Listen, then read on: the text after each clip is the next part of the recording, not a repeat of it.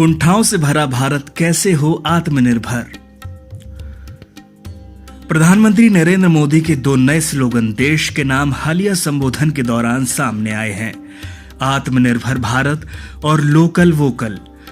उनमें भीड़ को तरंगित कर देने का कौशल है, इसलिए ये स्लोगन भी उनके पिछले नारों की तरह लोगों के दिलो दिमाग और जुबान पर चढ़ रहे हैं। लेकिन जब नारे किसी गहरे चिंतन की उपज हों तो वे कालातीत सूक्त वाक्य बन जाते हैं। जैसे लोहिया जी का नारा, जिंदा कौमें 5 साल इंतजार नहीं करती, अन्यथा नारा मनोरंजन करके लोगों की स्मृति से विदा हो जाते हैं। जैसे चुनाव के वक्त नशे की तरह लोगों पर सवार किया गया मैं चौकीदार का नारा, ऐसे खोखले नारों के लिए जुमलेबाजी का टर्म बनाया गया है। ऐसा नहीं है कि आत्मनिर्भर भारत और लोकल वोकल में कोई दम ना हो, लेकिन कोई आह्वान हो तो उसे साकार रूप देने के लिए उद्घोषकर्ता के मन में सुचिंतित रूपरेखा होनी चाहिए। इसके अभाव के कारण ही मेक इन इंडिया का आह्वान अपनी सार्थकता नहीं ढूंढ पाया। प्रधानमंत्री के नए नारे भी ऐसे ही खिलवाड़ का शिकार न हो जाएं। आत्मनिर्भर भारत के मामले में सबसे बड़ी रुकावट क्या है? सदियों की गुलामी के कारण हमारे अंदर रची बसी हीन भावना। आज स्थिति बदल गई है। दुनिया के सारे बड़े देशों में भारतीय नंबर 1 हैं, क्योंकि हर व्यवस्था में उनका प्रभुत्व है।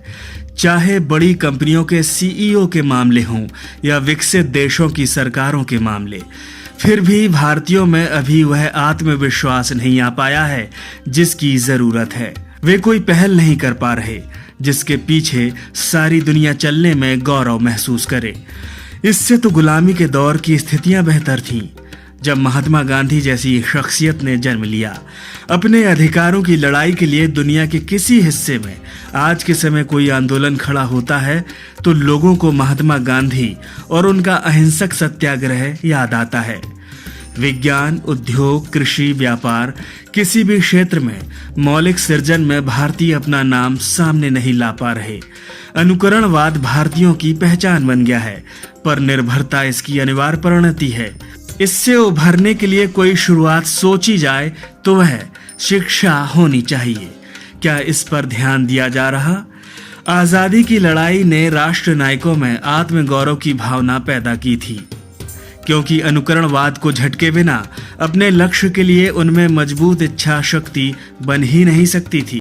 इसलिए अंग्रेजी में इंग्लैंड के विद्वानों तक के कान काटने वाले राष्ट्र नायकों ने अपने कार्य व्यवहार के लिए राष्ट्रभाषा को अपनाया, जबकि इनमें से महात्मा गांधी सहित कई राष्ट्र नायक तो ऐसे थे जो राष्ट्रभाषा में अटकते रहते थे। आजादी की लड़ाई के बाद भी स्वप्न दृष्टा राजनीतिज्ञ देसी भाषाओं को पढ़ाई का माध्यम बनाने के लिए जोर देते रहे। अंग्रेजी के प्रोफेसर होकर राजेंद्र माथुर ने पत्रकारिता के लिए इसी के तहत हिंदी को चुना।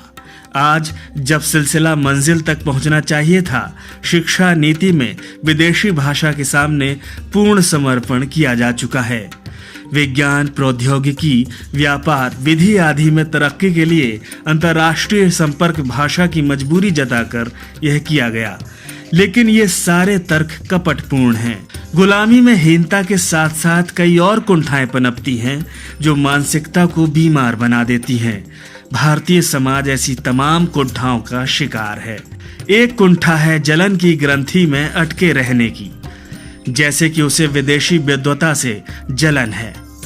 एक क्षण में वह बिना किसी तर्क संगत मेरिट के उस दर्शन को खारिज कर देता है जिसको किसी विदेशी विद्वान ने प्रतिपादित किया हो। इसके बावजूद कि भारतीय संस्कृति मूल रूप से वसुधैव कुटुंबकम की हिमायती है। वह चाहता कि दुनिया के बड़े देश उसे मान सम्मान से बसने का अवसर दें, लेकिन अपने यहाँ वह इस नौबत पर विदेशी मूल के प्रति घृणा की इंतहा से नहीं चूकता। चुनाव में वह सिर्फ इस आधार पर किसी दल का मुरीद बन जाता है कि वह वंचितों को दिए गए विशेष अवसर को खत्म करने का चकमा देने और धर्मद्रोहियों को सबक सिखाने का भरोसा दिलाने में सफल है। वह अपने निचले पायदान पर खड़े लोगों पर अपना दबदबा खत्म नहीं करना चाहता। इस जलन को पूरा करने के लिए उसे अपने ऊपर दोबारा विदेशी प्रभुत्व तक स्वीकार है। विदेशी भाषा की प्रभुता का समर्थन करने के पीछे यही कारक लागू है। यहाँ का मुट्ठी भर भद्र लोग प्रभुता की अपनी विरासत कायम रखने के लिए विदेशी भाषा की शरण में है। इसीलिए संघ लोक सेवा आयोग की परीक्षा का पैटर्न अब ऐसा बनाया गया है जिससे देसी भाषा का कोई अभ्यर्थी देश के सर्वोच्च प्रशासनिक सत्ता लोक में प्रवेश न कर पाए। अब केवल भाषा की बात नहीं रह गई। भाजपा की सत्ता में आने से जो लोग कॉन्वेंट स्कूलों के दिल लदने के सपने देख रहे थे वे हतप्रभ हैं। इन कॉन्वेंट स्कूलों में शिक्षा नहीं दी जाती बल्कि कल्चर सिखाया जाता है। यह कल्चर यहाँ की जमीनी जरूरतों से जुड़ा कल्चर नहीं है, यह सहावी का आयातित कल्चर है। भाजपा वाले उद्धरण तो पौराणिक कहानियों के देते हैं जिनमें बताया जाता है कि चक्रवर्ती सम्राट तक अपने बच्चों के लिए महल में गुरुओं को बुलाने की बजाय उनके गुरुकुलों में अपनी संतानों को पढ़ने भेजते थे, जहां कोई सांसारिक सुख की सुविधा नहीं होती थी और राजा और रंक यानी कृष्ण और सुदामा एक साथ पढ़ते थे। क्या आयातित संस्कृति का गुलाम बनकर नई पीढ़ी आत्मनिर्भरता के लिए मुखातिब हो सकेगी? अनुकरणवाद की शिकार नस्लें हर कहीं अपनी जड़ें उखाड़ कर चलती हैं। उन परंपराओं को इन मनी प्लांटों ने अपने जीवन का हिस्सा बना लिया है जो इन पर ब्रेन वॉश के तहत ला दी गई हैं। सर्दियों में आइसक्रीम के काउंटर की डिमांड इस देश में अटपटी लगती है। जंक फूड तमाम नुकसान के बावजूद बच्चों के लिए अनिवार्य हो गए हैं। बुंदेलखंड जैसे इलाके में लोग सत्तू का स्वाद भूल चुके हैं। लोग विज्ञापनों और टीवी चैनलों से गाइड होते हैं। ऐसे शौकीन नकलचियों में चाइनीज सामान यहाँ खूब खपता है तो आश्चर्य क्या है। स्वास्थ्य का जोखिम उठाकर भी फैशन की आदतें पोसी जा रही हैं। आत्मनिर्भर भारत तब बन सकता है जब हीन भावना से सभी कुंठाओं से भारतीय समाज मुक्त किया जा सके। आत्मसम्मान को आत्माभिमान के स्तर तक ऊंचा उठाने की जरूरत है। स्वदेशी की कट्टरता भरने का समय है। कभी कभी जब समाज में मानसिकता के स्तर पर एनीमिया हो जाता है तब अतिवाद रचनात्मक गुण बन जाता है। अपनी आदतें, अपना पहनावा, अपना खान पान सबसे श्रेष्ठ बताकर दूसरे पर थोपने तक की जिद, सनक और पागलपन की आवश्यकता है। हाल के दशकों में गांवों से जो पलायन हुआ वह लोगों के लिए वरदान बन गया था। परंपरागत जीविका से लोग गांव में परिवार का पेट तक नहीं भर पा रहे थे। लड़के लड़कियों की अच्छी पढ़ाई और शादी ब्याह की बात तो दूर है। महानगरों में पहुंचे तो वे दरिद्रता से मुक्त हुए और उनका जीवन स्तर ऊंचा उठा। इसलिए मजदूरों की घर वापसी को लेकर भाव प्रधान होकर सोचना अर्थ का अनर्थ करना है। यह सुनहरे संसार की वापसी की रूमानी कल्पना न होकर आने वाली जटिल चुनौतियों की दस्तक है, जिनका भान करके यथार्थपरक मानसिकता का परिचय दिया जाना चाहिए।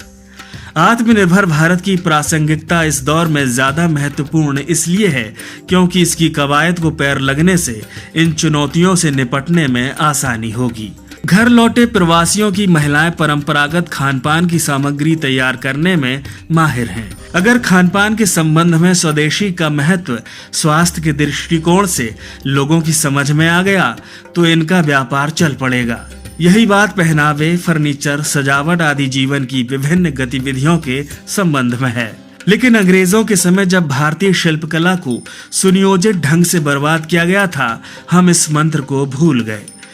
गांवों के लोग अपने उत्पाद और अपनी सेवा में प्रचुर गुणवत्ता के बावजूद इसलिए कच्चे पड़ जाते हैं कि उन्हें पैकेजिंग, फिनिशिंग आदि का ज्ञान नहीं है। वे महानगरों में रहकर आए हैं, वहां उन्होंने व्यापार की कलाओं यानी बिजनेस सेंस को आत्मसात किया होगा।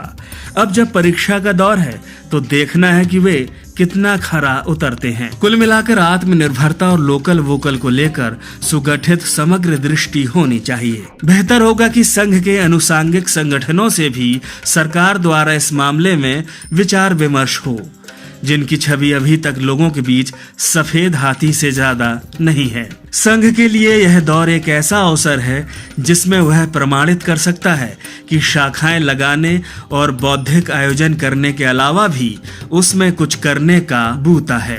अगर आपको यह वीडियो पसंद आया हो तो इसे लाइक करें, इस पर कमेंट करें, अपने चाहने वालों के साथ इसे साझा करें और अगर अभी तक आपने यह चैनल सब्सक्राइब नहीं किया है तो जरूर करें। धन्यवाद।